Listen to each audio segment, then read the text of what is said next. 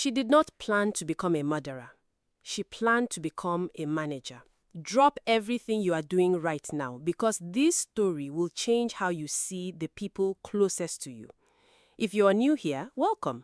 Hit that subscribe button right now because we post stories that will keep you up at night. Now, let's go.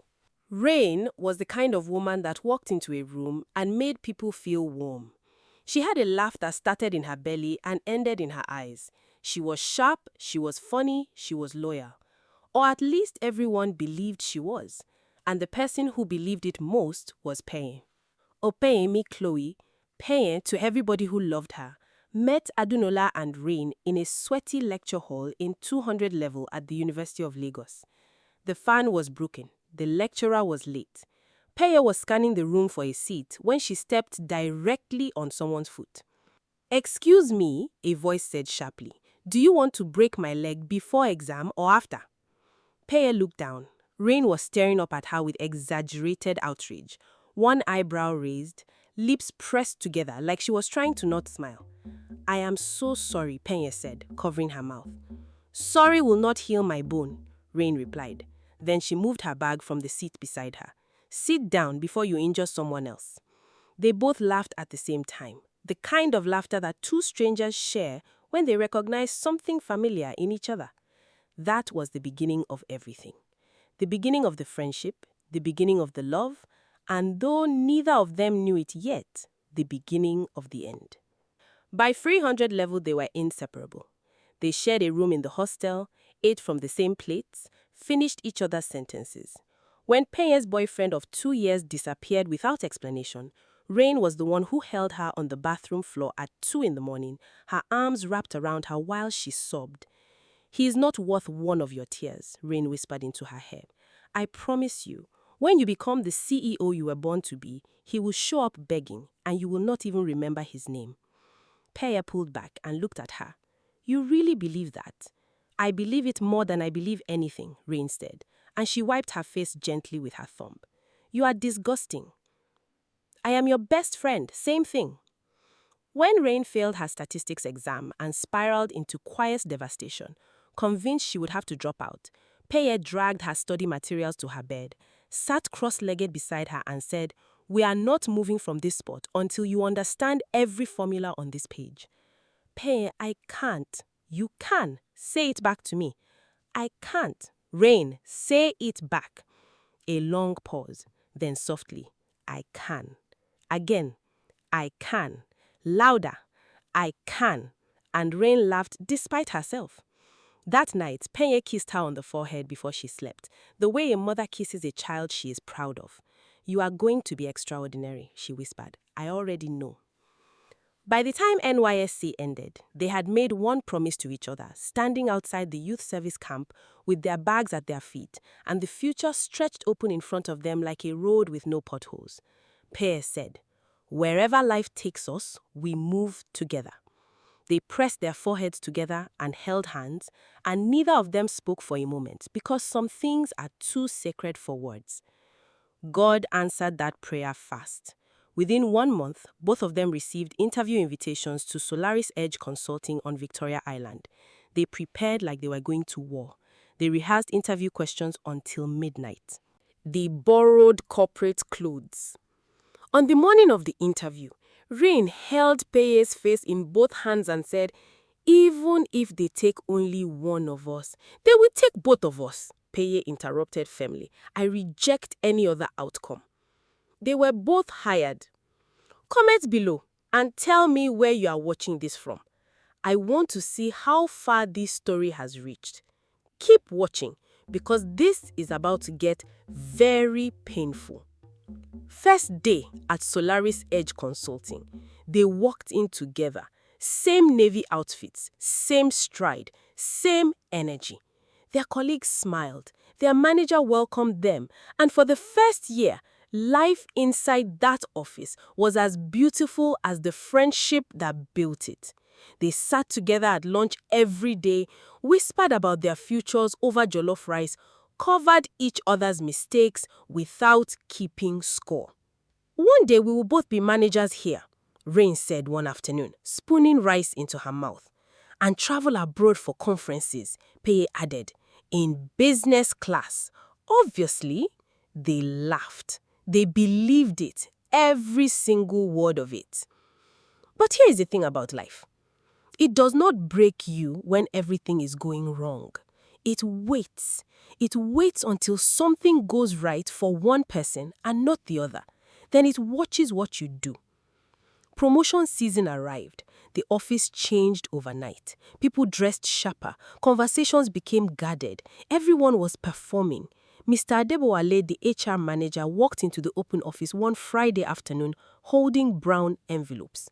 The room went so quiet you could hear the ceiling fan turning. Reign straightened her blouse. She had worked hard. She had stayed late. She had delivered. She was ready. Congratulations, Miss Okpeyemi Chloe. 2 seconds of silence, then the office detonated with applause. Péye stood up with shaking hands, eyes feeling completely overwhelmed. She looked at Reign first, always Reign first, and Reign was already on her feet, clapping harder than anyone, her smile enormous, her eyes bright.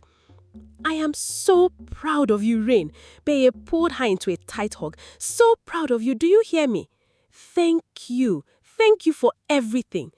Nobody saw the small thing that happened inside Reign in that moment. Nobody heard it.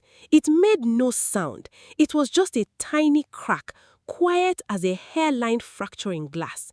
Something that looks fine from a distance until the pressure builds and the whole thing shatters. That night, Reign lay on her back in her Yaba apartment, staring at the ceiling fan. It was making a sound.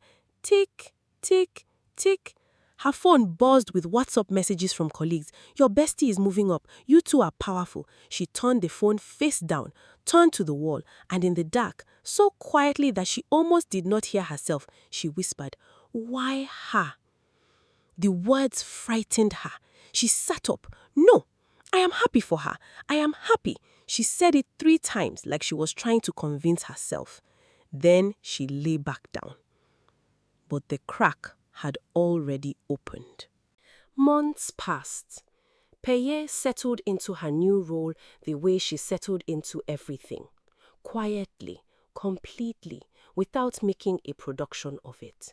She did not brag. She did not change. She still bought Reign lunch on Thursdays. She still called her every evening. She still kissed her on the cheek every morning when they arrived at the office together. But the world around them had started to shift. Managers called Péye into meetings she was not previously invited to. Clients began requesting her specifically. In the hallways, her name was spoken in a different tone. The tone people reserve for someone whose star is visibly rising. Reign watched all of it. At first, she told herself it was fine. She was happy. She was next. She kept working harder. She signed up for online courses after hours. She volunteered for extra projects. She documented everything. She told herself, my time is coming. God will balance this. Then one afternoon, she was standing near the kitchen door when she had 2 colleagues talking on the other side of the wall. Péye is something else, honestly. I know, the directors love her. She will be manager within the year, I am telling you. A pause, then both of them laughed lightly and walked away. Reign stood completely still. Her hand was pressed flat against the wall. The words were not cruel. They were not meant to be hard, but they entered her body like a needle and found something soft. That evening she could not eat. She sat at her kitchen table and stared at her food until it went cold, replaying those 4 words, she will be manager. Not they will be managers, not those 2 will rise together. Just her, only her. Drop a comment right now and tell me if you have ever felt invisible while someone you loved was shining. This story is for you. Keep watching. Second promotion season came. Reign had convinced herself this was her moment. The whole office agreed. She has done everything right. Management will surely see her this time. Even Péye quietly hoped for it. She had prayed specifically for Reign's name to be in the envelope this year. She had not told her that, she just prayed. Mr. Adebowale walked in again. Same brown envelopes, same silence. Congratulations, Miss Okpeyemi Chole. Second promotion, assistant manager, effective immediately. The clapping was louder this time. Reign's hands moved automatically. Clap, clap, clap. She stood up. She walked to Péye. She hugged her. She said, "I am so proud of you." Her voice did not shake, not once. But when Péye hugged her back and whispered, "Thank you for always supporting me," something in Reign arranged itself permanently. Supporting her? Is that what I am now? Her support? A colleague walked past and laughed. "Reign, at this rate, your bestie will be signing your paycheck." More laughter. Reign laughed too. Her mouth did what it was supposed to do, while the rest of her stood somewhere far away watching. That night she did not lie still. She paced her apartment, one wall to the other, back and forth. The ceiling fan ticked. She talked to herself. "I am not jealous. I am not that kind of person. I love Péye. I love her. But why does nobody see me? I am working. I am here every single day. I am smart. I am capable. What does she have that I do not have?" She stopped walking, sat on the floor, pressed her back against the bed, and for the first time, she did not fight the feeling. She let it come, and it came fully, like a tide that had been held back too long, hot and dark and enormous. Jealousy does not announce itself. It dresses up as something reasonable. It whispers things that almost make sense. She has connections. She's not as innocent as she looks. She's leaving you behind on purpose. Reign began to believe these whispers, the way a tired person believes a comfortable lie, because the truth, that Péye had simply outworked her, was too painful to live inside. She began to notice Péye's morning tea ritual. Every day at 10, Péye walked to the office kitchen, boiled water, made her about tea, sometimes ginger, sometimes green tea with lemon, and came back to her desk looking settled and focused. Reign used to join her for that ritual. Now she watched from a distance. The thought arrived one morning without warning, just a whisper. What if she felt weaker? What if she slowed down? Reign shook her head hard. "No, I am not wicked." But the thought came back the next morning, and the morning after that. And each time it came, it stayed a little longer. Tell me where you are watching from in the comments right now. I want to know if people are watching this from outside Nigeria. We are not done yet, too. Keep watching. One night, she opened her phone and searched for something she would never be able to unsearch. Her fingers were shaking. Her breathing was shallow. She found it. A substance, colorless, nearly tasteless, damaging in slow accumulation. Her eyes scanned the screen fast, like she was afraid someone could see her reading it. "This is madness," she whispered to the empty room, but she did not close the page. She ordered it 2 days later, using a different delivery address. She told herself she would probably never use it. It would probably just sit in her wardrobe one day and she would throw it away and feel stupid for buying it. She told herself this until the package arrived. Small brown envelope, very ordinary. The delivery rider smiled and handed it to her and went back to his bike. He did not know what he had just delivered.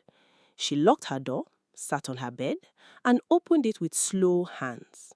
Inside was a tiny container, so small, so harmless looking. She stared at it for a long time. She put it in her wardrobe and did not sleep that night. 3 days later, she carried it to work in her handbag. When Péye stood up from her desk at 10 a.m. and said, "I'm going to make my tea. Do you want anything?" Reign stood up with her. "Let me help you." Péye linked her arm through Reign's as they walked to the kitchen. "You are too sweet, you know that." "I know," and smiled. The kettle boiled, steam rose. Péye reached behind her for the sugar. 1 second, that was all it took.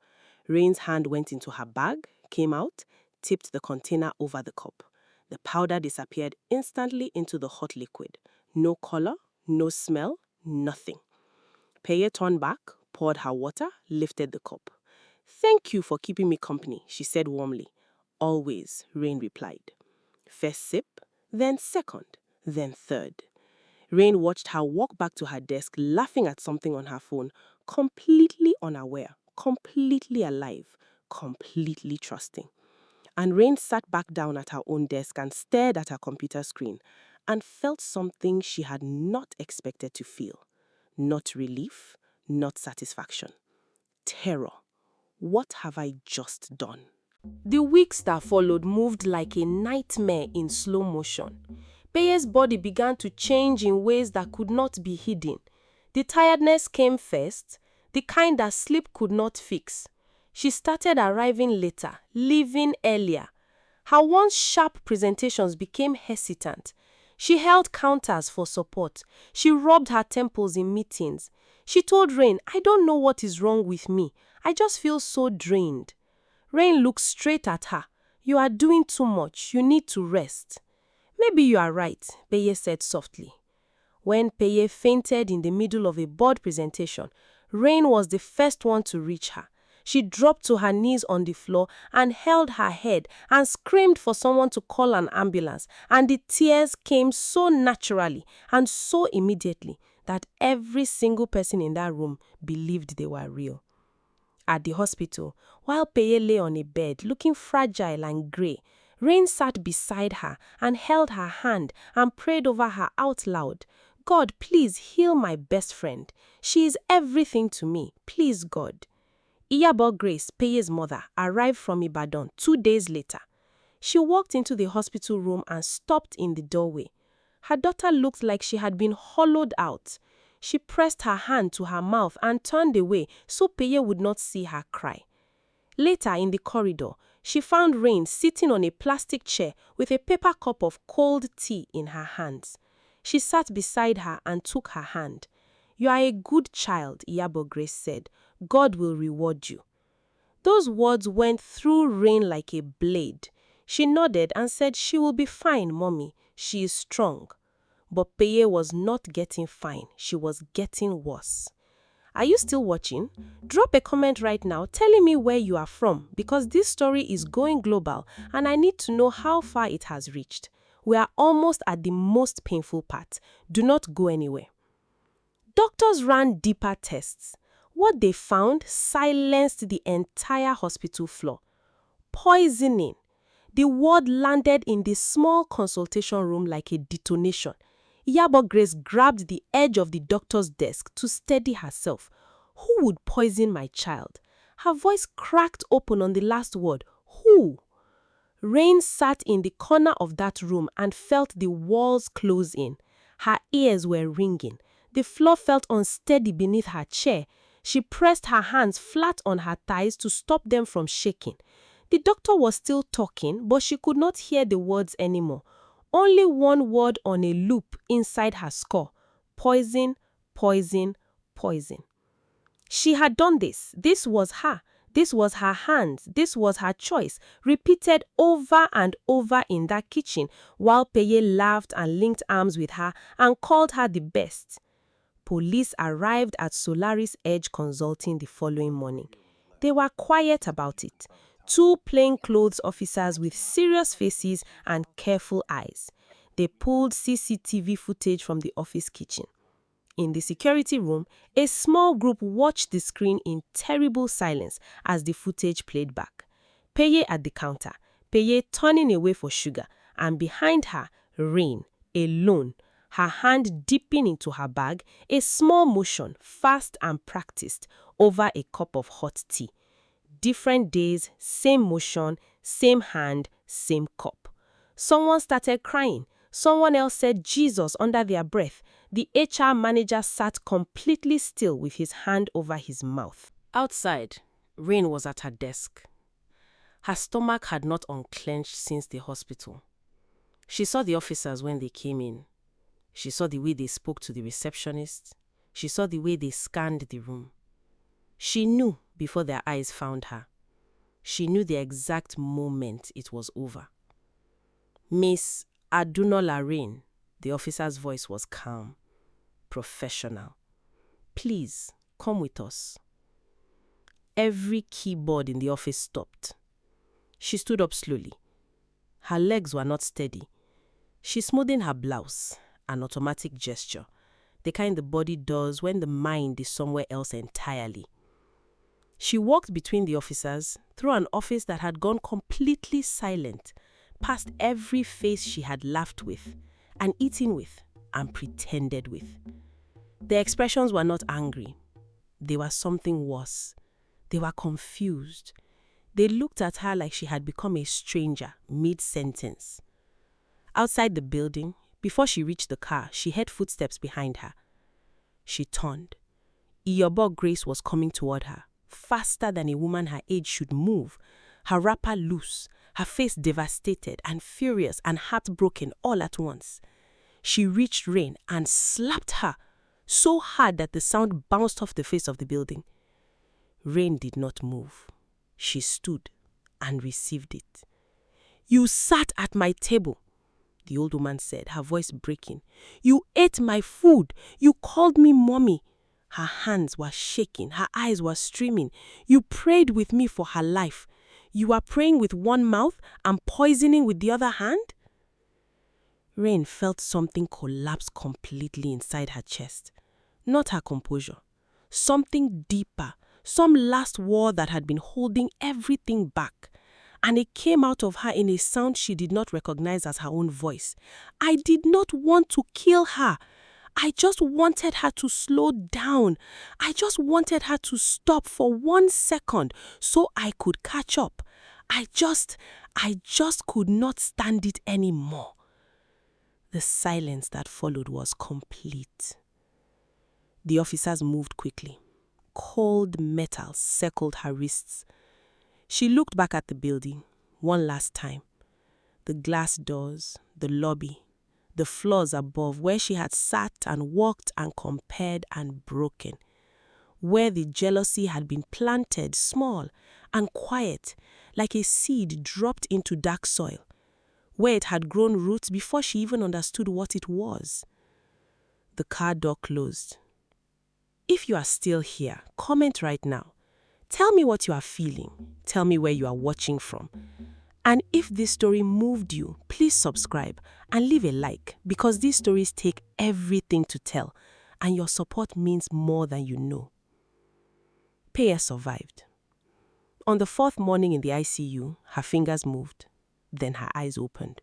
Weak, confused, barely there, but alive. The doctor called it a miracle, but miracles have weight. The final report was measured and quiet and devastating. The poison had stayed in her body too long. Her kidneys had been damaged.